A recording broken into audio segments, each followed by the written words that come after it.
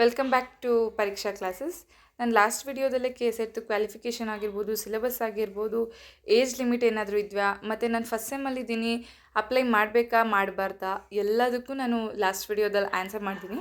ಯಾರ್ಯಾರು last video ನೋಡಿಲ್ಲ, ನಾನು ಡಿಸ್ಕ್ರಿಪ್ಷನಲ್ಲಿ ಲಿಂಕ್ ಹಾಕಿರ್ತೀನಿ, ಹೋಗಿ ನೋಡ್ಬೋದು. ಈ ವಿಡಿಯೋದಲ್ಲಿ ನಾನು ನಿಮಗೆ ಟ್ರಿಕ್ಸ್ ಆಗಿರ್ಬೋದು ಮತ್ತು ಸಿಲೆಬಸ್ನ ಕಂಪ್ಲೀಟಾಗಿ ಎಕ್ಸ್ಪ್ಲೈನ್ ಮಾಡೋದಾಗಿರ್ಬೋದು, ಮತ್ತು ಏನು ಓದಬೇಕು ಮತ್ತು ನಾನು ಕೇಸೆ ಕ್ಲಿಯರ್ ಮಾಡ್ಕೊಂಡಾಗ ಏನು ಟ್ರಿಕ್ಸ್ನ ಫಾಲೋ ಮಾಡಿದ್ದೆ ಅಂತ ನಾನು ನಿಮಗೆ ಈ ವಿಡಿಯೋದಲ್ಲಿ ಕಂಪ್ಲೀಟಾಗಿ ಇನ್ಫಾರ್ಮೇಷನ್ ಕೊಡ್ತೀನಿ. ಹೌದು, ನಂದು ಕೇಸೆಟ್ ಕ್ಲಿಯರ್ ಆಗಿತ್ತು. November 24, 2025 ನಡೆದಂಥ ಎಕ್ಸಾಮಲ್ಲಿ ನಂದು ಕೇಸೆಟ್ ಕ್ಲಿಯರ್ ಆಗಿತ್ತು. ನನ್ನ ಸಬ್ಜೆಕ್ಟ್ ಬಂದು ಲೈಫ್ ಸೈನ್ಸ್.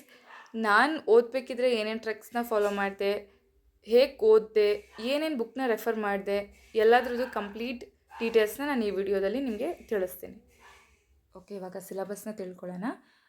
ಜನರಲ್ ಪೇಪರಲ್ಲಿ ಫಸ್ಟ್ ಯೂನಿಟ್ಟು ಟೀಚಿಂಗ್ ಆ್ಯಪ್ಟಿಟ್ಯೂಡ್ ಆಗಿರುತ್ತೆ. ಟೀಚಿಂಗ್ ಆ್ಯಪ್ಟಿಟ್ಯೂಡಲ್ಲಿ ಏನೇನು ಕೇಳ್ತಾರೆ, ಏನೇನು ಇಂಪಾರ್ಟೆಂಟ್ ಕ್ವಶನ್ಸ್ ಅಂದರೆ ಲೆವೆಲ್ ಆಫ್ ಟೀಚಿಂಗ್ ಅಂತೂ ಕೇಳ್ತಾರೆ. ಅಂದರೆ ಇದು ಮೆಮೊರಿ, ಅಂಡರ್ಸ್ಟ್ಯಾಂಡಿಂಗ್, ರಿಫ್ಲೆಕ್ಟಿವ್ ಅಲ್ಲೇ ಪ್ರತಿಯೊಂದೂ ನಿಮಗೆ ಎಕ್ಸ್ಪ್ಲೈನ್ ಮಾಡ್ತಾ ಹೋಗ್ತಾರೆ. ಬೇಕಿದ್ರೆ ನೀವು ಯಾವುದಾದ್ರೂ ಗೂಗಲ್ನಲ್ಲೋ ಅಥವಾ ಯಾವುದಾದ್ರೂ ಮೆಟೀರಿಯಲಲ್ಲಿ ನೀವು ನೋಡ್ತಾ ಹೋಗ್ಬೋದು, ನಿಮಗೆ ಸಿಗ್ತಾ ಹೋಗುತ್ತೆ. ಅದ್ರ ಬಗ್ಗೆ ಅಂತೂ ಒಂದು ಕ್ವಶನ್ ಕೇಳ್ತಾರೆ. ಲೆವೆಲ್ ಆಫ್ ಟೀಚಿಂಗ್ ಬಗ್ಗೆನೂ ಒಂದು ಕೇಳ್ತಾರೆ.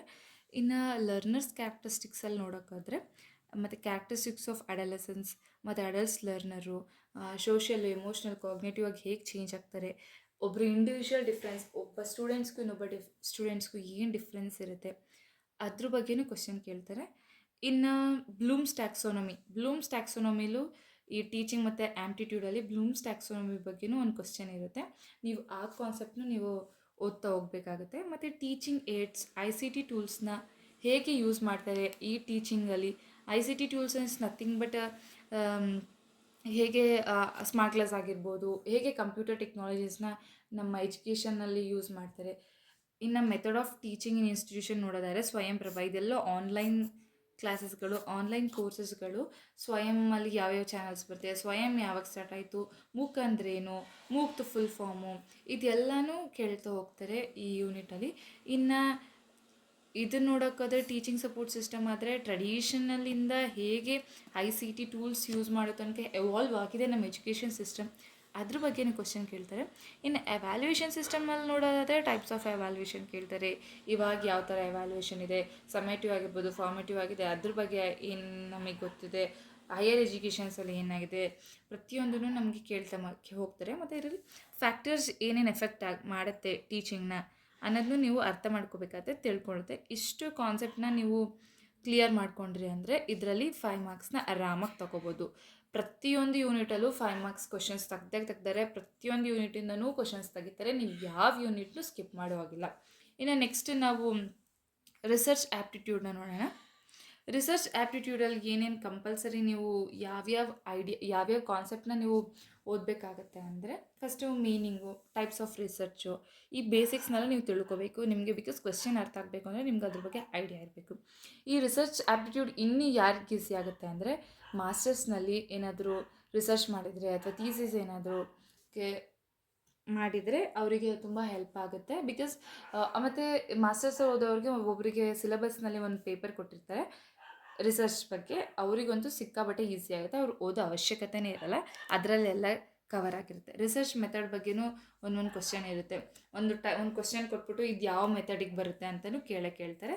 ಸೊ ನೀವು ಮೆಥಡ್ ಆಫ್ ರಿಸರ್ಚ್ನ ಇದು ಮಾಡೋಂಗಿಲ್ಲ, ಮತ್ತು ಸ್ಟೆಪ್ಸ್ ಆಫ್ ರಿಸರ್ಚ್ನ ನೀವು ಮಿಸ್ ಮಾಡೋಂಗಿಲ್ಲ. ಮತ್ತು ಎಥಿಕ್ಸ್ ಆಗಿರ್ಬೋದು, ಏನೇನು ಎಥಿಕ್ಸ್ನ ಯೂಸ್ ಮಾಡ್ತಾರೆ ಈ ರಿಸರ್ಚಲ್ಲಿ, ಮತ್ತು ಡೇಟಾ ಕಲೆಕ್ಷನ್ ಮೆಥಡ್ಗೆ ನಾವು ಯಾವುದನ್ನ ಯೂಸ್ ಮಾಡ್ತೀವಿ, ಹೈಪೋಥಿಸಿಸ್ ಅಂದ್ರೇನು, ಸ್ಯಾಂಪ್ಲಿಂಗ್ ಟೆಕ್ನಿಕ್ಸ್ ಅಂದ್ರೇನು, ಇದೆಲ್ಲ ಇಂಪಾರ್ಟೆಂಟ್ ಆಗುತ್ತೆ ರಿಸರ್ಚ್ ಆ್ಯಪ್ಟಿಟ್ಯೂಡಲ್ಲಿ. ಇದರಲ್ಲೂ 5 ಕ್ವಶನ್ ಅಂತೂ ಬಂದೇ ಬರುತ್ತೆ. ಸೊ ಎಲ್ಲದರಿಂದನೂ 10 ಮಾರ್ಕ್ಸ್ ನಿಮಗೆ. ಇದರಿಂದ 10 ಮಾರ್ಕ್ಸ್, ಇದು 5 questions 10 marks, because 1 question carry 2 marks.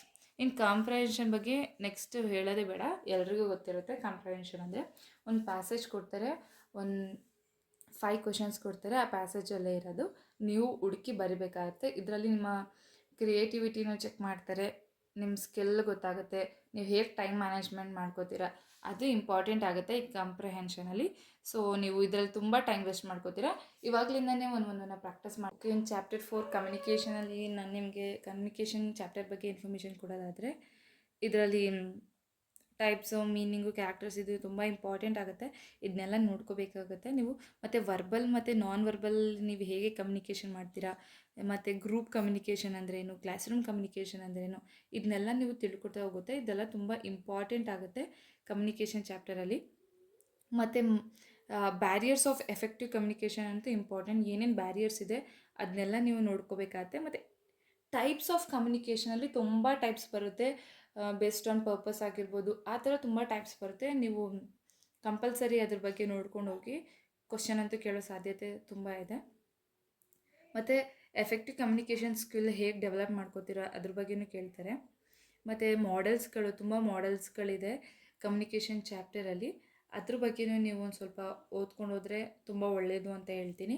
Because ಯಾವಾಗ ಯಾವುದೇ ರೀತಿಯ ಕ್ವಶನ್ ತೆಗಿತಾರೆ ಅಂತ ಹೇಳೋಕ್ಕಾಗಲ್ಲ. ಅದರಿಂದ ಎಲ್ಲನೂ ಓದ್ಕೊಂಡು ಹೋಗಿರಿ. ಮತ್ತು ಮಾಸ್ ಮೀಡಿಯಾ ಅಂತೂ ಇಂಪಾರ್ಟೆಂಟ್. ಮಾಸ್ ಮೀಡಿಯಾದೇ ಇವಾಗ ಎಲ್ಲ ಕಡೆ ಇರೋದು. ಹಾಗಾಗಿ ನೀವು ಮಾಸ್ ಮೀಡಿಯಾದಲ್ಲಿ ಫೇಸ್ಬುಕ್ ಆಗಿರ್ಬೋದು, ಇನ್ಸ್ಟಾಗ್ರಾಮ್ ಆಗಿರ್ಬೋದು, ಬ್ಲಾಗ್ ಅಂದರೆ ಏನು ಅದೆಲ್ಲನೂ ನೀವು ತಿಳ್ಕೊಳ್ತಾ ಹೋಗಬೇಕಾಗತ್ತೆ ಈ ಯೂನಿಟ್ನಲ್ಲಿ. ಮತ್ತು important units are institution of mass media ಅಂತ ಬರುತ್ತೆ. ಅದರಲ್ಲಿ ಆಲ್ ಇಂಡಿಯಾ ರೇಡಿಯೋಯಿಂದ ಪ್ರೆಸ್ ಟ್ರಸ್ಟ್ ಆಫ್ ಇಂಡಿಯಾ, ಆ ಥರ ತುಂಬ ತುಂಬ ಬರ್ತಾ ಹೋಗುತ್ತೆ. ಆವಾಗಿಂದ ಇಲ್ಲಿವರೆಗೂ ಏನೇನು ಡೆವಲಪ್ ಆಗಿದೆ ಅನ್ನೋದು ನಾವು ಈ ಕಮ್ಯುನಿಕೇಷನ್ ಚಾಪ್ಟರಲ್ಲಿ ನೋಡ್ಬೋದು. ಇದರಲ್ಲೂ ಕಂಪಲ್ಸರಿ 5 ಕ್ವಶನ್ಸ್ ಬಂದೇ ಬರುತ್ತೆ. ಮ್ಯಾಥಮೆಟಿಕಲ್ ರೀಸನಿಂಗ್ ಆ್ಯಂಡ್ ಆ್ಯಪ್ಟಿಟ್ಯೂಡಲ್ಲಿ ನೋಡೋದಾದರೆ ನಾನು ಇವಾಗ ಏನೇನು ಹೇಳ್ತೀನಿ ಅದೆಲ್ಲ ಮಸ್ಟ್ ಸ್ಟಡಿ ಟಾಪಿಕ್ಸೇ. ಈ ವಿಡಿಯೋದಲ್ಲಿ ಯಾವುದೇ ಹೇಳಿದ್ರು ಅದೆಲ್ಲ ಮಸ್ಟ್ ಸ್ಟಡಿ ಟಾಪಿಕ್ಸೇ. ನೀವೆಲ್ಲನೂ ಕವರ್ ಮಾಡಲೇಬೇಕಾಗತ್ತೆ. ಮತ್ತು ನೀವು ಯಾವ ಯೂನಿಟ್ನೂ ಸ್ಕಿಪ್ ಮಾಡೋ ಆಗಿಲ್ಲ. ಎಲ್ಲದರಲ್ಲೂ 5 ಮಾರ್ಕ್ಸ್ ಕ್ವಶನ್ಸ್ ಬಂದೇ ಬರುತ್ತೆ. ಎಲ್ಲ ಯೂನಿಟ್ಸ್ಗೂ 5 ಮಾರ್ಕ್ಸ್ ಇದ್ದೇ ಇರುತ್ತೆ ವೆಯ್ಟೇಜು. ಸೊ ನೀವೆಲ್ಲನೂ ಓದಿ, ಯಾವುದನ್ನೂ ಸ್ಕಿಪ್ ಮಾಡಬೇಡಿ. ಯಾವುದೇ ರೀತಿ ಗೆಸ್ ವರ್ಕ್ ಆಗಲ್ಲ, ಇದರಲ್ಲಿ ನೀವು ಓದಲೇಬೇಕಾಗತ್ತೆ. ಸೊ ನಾನು ಇವಾಗ ಮ್ಯಾಥಮೆಟಿಕಲ್ ರೀಸನಿಂಗ್ ಆ್ಯಂಡ್ ಆ್ಯಪ್ಟಿಟ್ಯೂಡಲ್ಲಿ ಹೇಳೋದಾದರೆ ನಂಬರ್ ಸಿಸ್ಟಮ್ನ ನೀವು ಓದಲೇಬೇಕು. ನಂಬರ್ ಸಿಸ್ಟಮ್ ಬಗ್ಗೆ ನೀವು ತಿಳ್ಕೊಳ್ಳೇಬೇಕು. ಮತ್ತು ಪರ್ಸೆಂಟೇಜ್, ರೇಷಿಯೋ ಆ್ಯಂಡ್ ಪ್ರಪೋರ್ಷನ್ ಇದ್ರ ಬಗ್ಗೆ ಅಂತೂ ಕೇಳ್ತಾರೆ. ಈ ನಂಬರ್ ಸೀರೀಸ್ ಅಂದರೆ ನಂಬರ್ ಸಿಸ್ಟಮಲ್ಲೇ ಬರ್ತದೆ. ಲೆಟರ್ ಸೀರೀಸ್ ಅಂದರೆ ABCD ಸಮಥಿಂಗ್ ಕೊಟ್ಟು ಇಲ್ಲೊಂದು ಕೊಟ್ಟು ಅವೆರಡನ್ನೂ ಕೋಡ್ ಮಾಡಿ ಅಂತ ಕೊಡ್ತಾರೆ. ಅಥವಾ ಹೇಗೆ ಒಂದು ರಿಲೇಷನ್ಶಿಪ್ ಆಗುತ್ತೆ ಅಂತ ಹೇಳ್ತಾರೆ. ಮತ್ತು ಟೈಮ್ ಬಗ್ಗೆ, ವರ್ಕ್ ಬಗ್ಗೆ, ಸ್ಪೀಡ್ ಬಗ್ಗೆ ಕೇಳ್ತಾರೆ.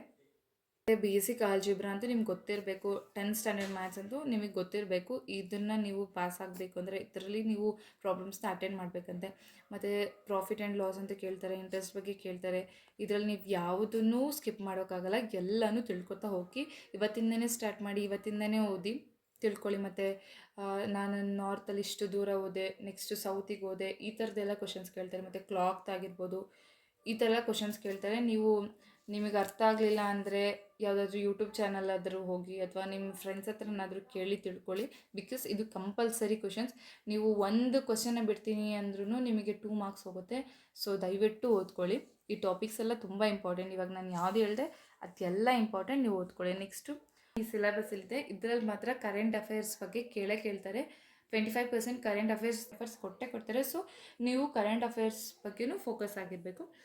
ICTಯಲ್ಲಿ ಹೇಳೋದಾದರೆ ಬೇಸಿಕ್ ಕಂಪ್ಯೂಟರ್ ನಾಲೆಡ್ಜ್ ಇರಲೇಬೇಕು. ಈ ICT ಟೂಲಲ್ಲಿ ನೀವು ಹೇಳ್ತಿದ್ದೀರಾ ಅಂದರೆ ಜನ್ರೇಷನ್ಸ್ ಆಫ್ ಕಂಪ್ಯೂಟರ್ಸ್ ಅಂತೂ ಇಂಪಾರ್ಟೆಂಟ್. ಜನ್ರೇಷನ್ಸ್ ಆಫ್ ಕಂಪ್ಯೂಟರ್ನ ನೀವು ತಿಳ್ಕೊಳ್ಳೇಬೇಕು. ಕಂಪ್ಯೂಟರ್ ಎವಾಲ್ವ್ ಆಗಿದೆ, ಅದ್ರ ಬಗ್ಗೆ ತಿಳ್ಕೊಳ್ಳಿ. ಇನ್ಪುಟ್ ಔಟ್ಪುಟ್ ಡಿವೈಸು ಬಗ್ಗೆ ಏನೇನು, ಇಂಟರ್ನೆಟ್ ಮತ್ತು ಇಮೇಲ್ಸು, ಮತ್ತು MS ಆಫೀಸ್ ಬೇಸಿಕ್ಸ್ ತಿಳ್ಕೊಬೇಕು. ಡಿಜಿಟಲ್ ಲರ್ನಿಂಗ್ ಟೂಲ್ಸು ಇರಬೇಕು. ಏನು ಇದೆ ಆ ಸಿಲೆಬಸ್ ಜೊತೆ ಇಷ್ಟು ನೀವು ನೋಡ್ಕೊಳ್ಳೇಬೇಕು.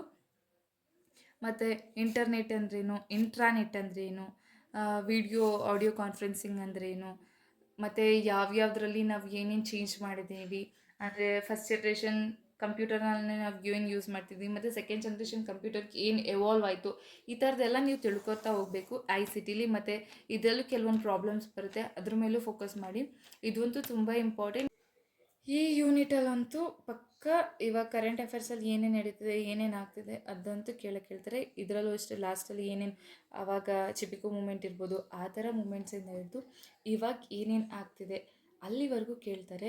ಮತ್ತು ಇದು millennials development, sustainable development goals ಇದೆಲ್ಲ ಇಂಪಾರ್ಟೆಂಟ್. ಇದ್ರ ಬಗ್ಗೆಯೂ ಕ್ವಶನ್ಸ್ ಕಂಪಲ್ಸರಿ ಬಂದೇ ಬರುತ್ತೆ.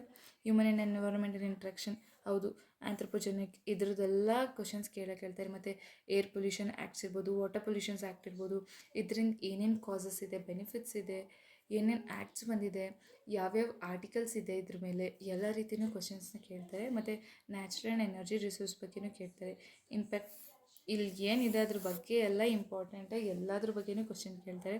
ಮತ್ತು ಎನ್ವೈರನ್ಮೆಂಟಲ್ ಪ್ರೊಟೆಕ್ಷನ್ ಆ್ಯಕ್ಟ್ಸ್ ಎಲ್ಲ ಪ್ರೋಟೋಕಾಲ್ಸ್ ಇರ್ಬೋದು, ಅಥವಾ national action plan on climate change, ಇಲ್ಲಿ ಏನೇನಿದೆ ಕ್ವೈಟಾ ಪ್ರೋಟೋಕಾಲ್ ಇರ್ಬೋದು, ಪ್ಯಾರಿಸ್ ಅಗ್ರಿಮೆಂಟ್ ಇರ್ಬೋದು, ಇಲ್ಲಿ ಏನಿದೆ ಯಾವುದಾದ್ರೂ ಒಂದು ಕಂಪಲ್ಸರಿ ಬಂದೇ ಬಂದಿರುತ್ತೆ.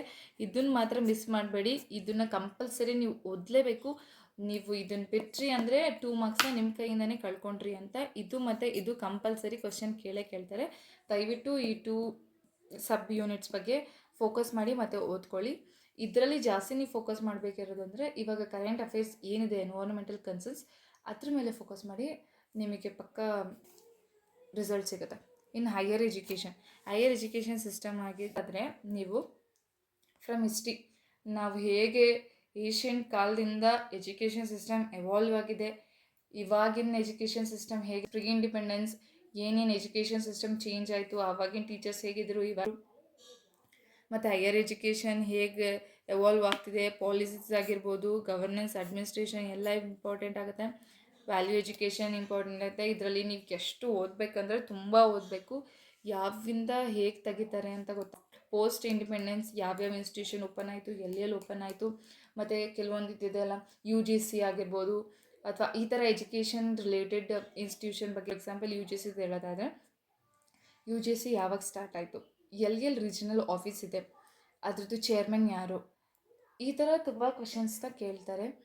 ಅದು ಯಾವಾಗ ಸ್ಥಾಪನೆ ಆಗಿರ್ಬೋದು, ಈ ಥರ ಕ್ವಶನ್ಸ್ಗಳು ಇದರಲ್ಲಿ ನೀವು ತುಂಬ ಎಕ್ಸ್ಪೆಕ್ಟ್ ಮಾಡ್ಬೋದು. ಸೊ ಹೈಯರ್ ಎಜುಕೇಷನ್ ಸಿಸ್ಟಮ್ನಲ್ಲೂ ನೀವು ತುಂಬ ಡೆಪ್ತಾಗಿ ಎಷ್ಟು ಓದ್ತೀರಾ, ಎಷ್ಟು ಕಲೆ ಹಾಕ್ತೀರಾ, ಮತ್ತು ನಿಮಗೆ ಅಷ್ಟೊಂದು ಇನ್ನೂ ಐಡಿಯಾ ಸಿಗಬೇಕಂದ್ರೆ ಓಲ್ಡ್ ಕ್ವಶನ್ ಪೇಪರ್ನ ನೋಡಿಬೇಕಿದ್ರೆ ನಾನು ಯಾವ್ಯಾವ ಮೇನ್ ಟಾಪಿಕ್ ಐಡಿಯಾಸ್ ಹೇಳಿದ್ದೀನಿ ಅದರಲ್ಲಿ ಕ್ವಶನ್ ಕಂಪಲ್ಸರಿ ಬಂದಿರುತ್ತೆ.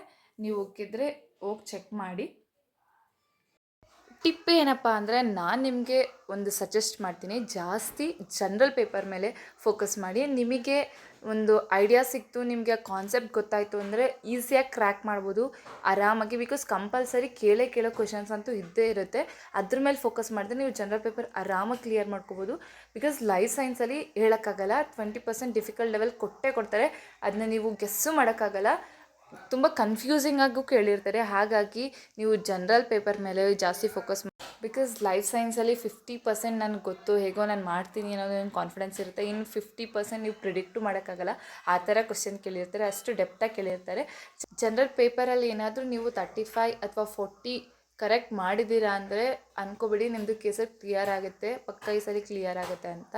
ಬಿಕಾಸ್ 35 ಕ್ವಶನ್ಸ್ನ ನೀವು ಕರೆಕ್ಟಾಗಿ ಮಾಡಿದ್ದೀರಾ ಅಂದರೆ ಅಲ್ಲೇ 70 ಮಾರ್ಕ್ಸ್ ಬಂದ್ಬಿಡುತ್ತೆ. ಇಫ್ ಇನ್ ಕೇಸ್ 40 ಕರೆಕ್ಟಾಗಿ ಮಾಡಿದ್ರೆ ಅಂದರೆ 80 ಮಾರ್ಕ್ಸ್ ಬಂದೋಗುತ್ತೆ. ಇನ್ನು ಮಿಕ್ಕಿದ್ದು ಏನೇ ಇದ್ದರೂ ನಿಮ್ಮ ಸಿಲೆಬಸ್ಸಲ್ಲಿ, ಅಂದರೆ ನಿಮ್ಮ ಲೈಫ್ ಸೈನ್ಸ್ ಆಗಿರ್ಬೋದು, ಎಕನಾಮಿಕ್ಸ್ ಇರ್ಬೋದು, ನೀವು ಯಾವ ಪೇಪರ್ನಲ್ಲಿ ಬರ್ತಿರ್ತೀರ ಅದು. ನೀವು ಲೈಫ್ ಸೈನ್ಸಲ್ಲಿ ಏನಾದರೂ ನಿಮ್ಮದು 80 ಕ್ರಾಸ್ ಆಯಿತು ಅಂದರೆ ಪಕ್ಕ ಕ್ಲಿಯರ್ ಆಯಿತು ಅಂತಲೇ ನಿಮ್ಮದು ಕೇಸೆಟ್ ಬರೆದಿಟ್ಕೊಬಿಡಿ. ಸೊ ನೀವು ಜನರಲ್ ಪೇಪರ್ ಮೇಲೆ ಜಾಸ್ತಿ ಕಾನ್ಸಂಟ್ರೇಟ್ ಮಾಡಿ. ಹಾಗಂತ ಲೈಫ್ ಸೈನ್ಸ್ನ ಬಿಡಿ ಅಂತ ನಾನು ಹೇಳ್ತಿಲ್ಲ, ಅಥವಾ ನಿಮ್ದು ಯಾವುದೇ ಸಬ್ಜೆಕ್ಟ್ ಪೇಪರ್ನಿದ್ರೂ ಬಿಡಬೇಡಿ, ಅದ್ರ ಮೇಲೂ ಕಾನ್ಸಂಟ್ರೇಟ್ ಮಾಡಿ. ಬಿಕಾಸ್ ಅದರಲ್ಲೂ ನೀವು ಮಾರ್ಕ್ಸ್ ಸ್ಕೋರ್ ಮಾಡಬೇಕಾಗತ್ತೆ. ಇನ್ನೊಂದು ಏನು ಹೇಳ್ತೀನಿ ಅಂದರೆ, ರೆಫರೆನ್ಸ್ಗೆ ಒಂದು ಬುಕ್ನ ಬೈ ಮಾಡಿ. ಯಾಕೆ ಅಂದರೆ ನಿಮಗೆ ಒಂದು ಐಡಿಯಾ ಸಿಗುತ್ತೆ. ಸಬ್ಜೆಕ್ಟ್ ಕಂಟೆಂಟ್ ಇರೋಂಥ ಬುಕ್ಸ್ನ ನೀವು ಬೈ ಮಾಡಿ. ಬಿಕಾಸ್ ಏನೇನು ಟಾಪಿಕ್ನ ನೀವು ಕವರ್ ಮಾಡಬೇಕಾಗತ್ತೆ, ಕೊಟ್ಟಿರೋ ಟಾಪಿಕ್ಸ್ನಲ್ಲಿ ನಿಮ್ಗೆ ಎಷ್ಟು ಡೆಪ್ತಾಗಿ ಓದಬೇಕಾಗುತ್ತೆ, ಎಲ್ಲ ನಿಮಗೆ ಐಡಿಯಾಸ್ ಆ ಬುಕ್ಕಲ್ಲಿ ಸಿಗಬೇಕು. ಆ ಥರ ಬುಕ್ನ ಬೈ ಮಾಡಿ. ಬಿಕಾಸ್ ರೆಫರೆನ್ಸ್ ಬುಕ್ಗಳಲ್ಲಿ ಟಾಪಿಕ್ಸ್ ಕೊಟ್ಟು ಸ್ವಲ್ಪ ಥಿಯರಿನ ಎಕ್ಸ್ಪ್ಲೈನ್ ಮಾಡಿ ಆಮೇಲೆ ಪ್ರಾಬ್ಲಮ್ ಸಾಲ್ವ್ ಮಾಡಿರ್ತಾರೆ ಅಥವಾ ಕ್ವಶನ್ ಸಾಲ್ವ್ ಮಾಡಿರ್ತಾರೆ. ಸೊ ನಿಮಗೆ ಗೊತ್ತಾಗುತ್ತೆ, ಈ ಥರ ನಾನು ಓದಬೇಕು, ಈ ಥರ ಮಾಡಬೇಕು ಅಂತ. ಇಫ್ ಇನ್ ಕೇಸ್ ನಿಮ್ಗೆ ಆ ಬುಕ್ನಲ್ಲಿ ಅರ್ಥ ಆಗಲಿಲ್ಲ, ಇವಾಗ ಮ್ಯಾಥಮೆಟಿಕಲ್ ಆ್ಯಪ್ಟಿಟ್ಯೂಡಲ್ಲಿ ನಿಮ್ಗೆ ಏನಾದರೂ ಅರ್ಥ ಆಗಲಿಲ್ಲ ಅಂದರೆ ನಿಮಗೆ ಸಿಂಪಲಾಗಿ ಹೇಗೆ ಮಾಡೋದು ಅಂತ ಬೇಕಿದ್ರೆ ನಾನು ನನ್ನ ಯೂಟ್ಯೂಬ್ ಚಾನಲ್ನಲ್ಲೇ ಹೇಳ್ಕೊಡ್ತೀನಿ, ಕಮೆಂಟ್ ಮಾಡ್ಬೋದು. ಅಥವಾ ನಿಮ್ಗೆ ಗೊತ್ತಾಗಲಿಲ್ಲ, ಆ ಟಾಪಿಕ್ನ ಯೂಟ್ಯೂಬ್ ಚಾನಲಲ್ಲಿ ಹಾಕಿ ತುಂಬ ಜನ ವಿಡಿಯೋಸ್ ಮಾಡಿರ್ತಾರೆ ಸಿಂಪಲಾಗಿ, ಅದನ್ನ ನೀವು ಓದಿ ತಿಳ್ಕೊಳ್ಳಿ. ಸುಮ್ಮನೆ ಬ್ಲೈಂಡಾಗಿ ಯಾವುದೋ ಯೂಟ್ಯೂಬ್ ಚಾನಲಲ್ಲಿ ಕಂಪ್ಲೀಟ್ ಸೀರೀಸ್ ಹೇಳ್ಕೊಡ್ತಿದ್ದಾರೆ ಅಂತ ಬ್ಲೈಂಡಾಗಿ ಹೋಗಬೇಡಿ. ಸಿಲೆಬಸ್ ಪ್ರಕಾರ ಟಾಪಿಕ್ ವೈಸ್ನ ಸಾಲ್ವ್ ಮಾಡ್ತಾ ಹೋಗಿ. ನಿಮಗೆ ಡೈಲಿ ಒಂದೊಂದು 2 ಸಬ್ ಯೂನಿಟ್ಸ್ನ ಸಾಲ್ವ್ ಮಾಡ್ತಾ ಹೋಗಿ. ಇದೆಲ್ಲ ಪೂರ್ತಿ ಟಿಪ್ಸ್ ಆ್ಯಂಡ್ ಟ್ರಿಕ್ಸ್ ಆಗಿರುತ್ತೆ. ಇನ್ನೂ ಡೌಟ್ಸ್ ಬಂತು ಅಂದರೆ ಕಮೆಂಟ್ ಮಾಡಿ, ಅಥವಾ ಏನೇ ನಿಮಗೆ ಸಿಲ್ಲಿ ಅಂತ ಅನ್ಸಿದ್ರೂ ಪರವಾಗಿಲ್ಲ, ಕಮೆಂಟ್ ಮಾಡಿ, ನಾನು ಎಲ್ಲದಕ್ಕೂ ರಿಪ್ಲೈ ಮಾಡೋಕ್ಕೆ ಟ್ರೈ ಮಾಡ್ತೀನಿ. ಅಥವಾ ನಿಮ್ಗೆ ಏನಾದರೂ ಡೌಟ್ ಬಂತು ಅಂದರೆ ಕಮೆಂಟ್ ಮಾಡಿ. ನನ್ನ ಯೂಟ್ಯೂಬ್ ಚಾನಲ್ ಮೂಲಕನೇ ನಾನು ನಿಮಗೆ ಹೇಳ್ಕೊಡ್ತೀನಿ. ಯಾವುದರ ಡೌಟ್ ಇದೆ ಅಥವಾ ಯಾವುದನ್ನು ಹೇಳ್ಕೊಡ್ಬೇಕು, ಸಿಂಪಲಾಗಿ ಹೇಳ್ಕೊಡ್ಬೇಕು ಅಂತರೂ ಕಮೆಂಟ್ ಮಾಡಿ, ನಾನು ನಿಮಗೆ ಹೇಳ್ಕೊಡ್ತೀನಿ. ಈ ವಿಡಿಯೋದಲ್ಲಿ ಕಂಪ್ಲೀಟಾಗಿ ಸಿಲೆಬಸ್ನ ಎಕ್ಸ್ಪ್ಲೈನ್ ಮಾಡಿದ್ದೀನಿ. ಮತ್ತು ಇದೇ ರೀತಿ ಯಾವುದಾದ್ರೂ ಎಕ್ಸಾಮ್ ಬಗ್ಗೆ ಇನ್ಫಾರ್ಮೇಷನ್ ಬೇಕಿದ್ದರೆ ಕಮೆಂಟ್ ಮಾಡಿ, ನಾನು ನಿಮಗೆ ಎಕ್ಸ್ಪ್ಲೈನ್ ಮಾಡ್ತೀನಿ. ಮತ್ತು KCET ಬಗ್ಗೆನೇ ಏನಾದರೂ ಡೌಟ್ಸ್ ಇದ್ದರೆ ಕಮೆಂಟ್ ಮಾಡಿ, ನಾನು ನಿಮಗೆ ಹೇಳ್ಕೊಡ್ತೀನಿ ಮುಂದಿನ ವಿಡಿಯೋದಲ್ಲಿ. ಮತ್ತು ಈ ವಿಡಿಯೋ ಇಷ್ಟ ಆಗಿದೆ ಲೈಕ್ ಮಾಡಿ, ಕಮೆಂಟ್ ಮಾಡಿ, ಶೇರ್ ಮಾಡಿ, ಸಬ್ಸ್ಕ್ರೈಬ್ ಮಾಡಿ.